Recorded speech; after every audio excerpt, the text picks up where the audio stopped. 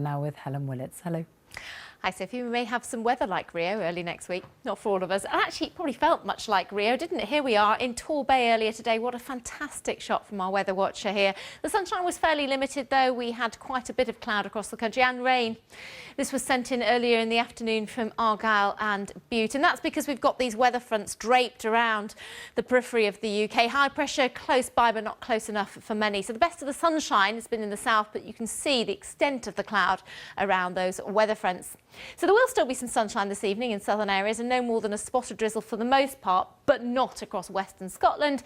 Pretty miserable drive this evening, not just wet but windy. That 100 millimetres, that's about 4 inches, is the day's rain today, tonight and tomorrow's as well, which is not great news if you want to head into the hills. It's not that time. For most of us overnight, it's dry. There'll be a bit of low cloud around. It's not going to be cold. And it should be a relatively bright start to our Friday. The wind's going to be a bit of an issue if you're travelling Trans-Pennine routes across Northern Ireland into Scotland. Still that rain as well across Scotland. But further south, the wind has the effect of blowing more holes in the clouds, so it looks brighter than today.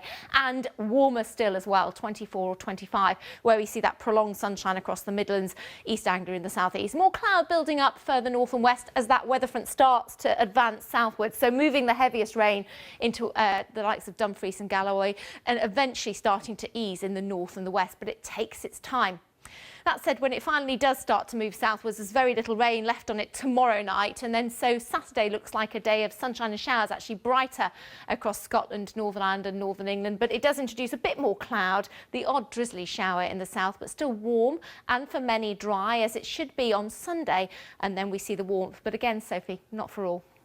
Helen, thank you. And that's all from the BBC News at 6. It's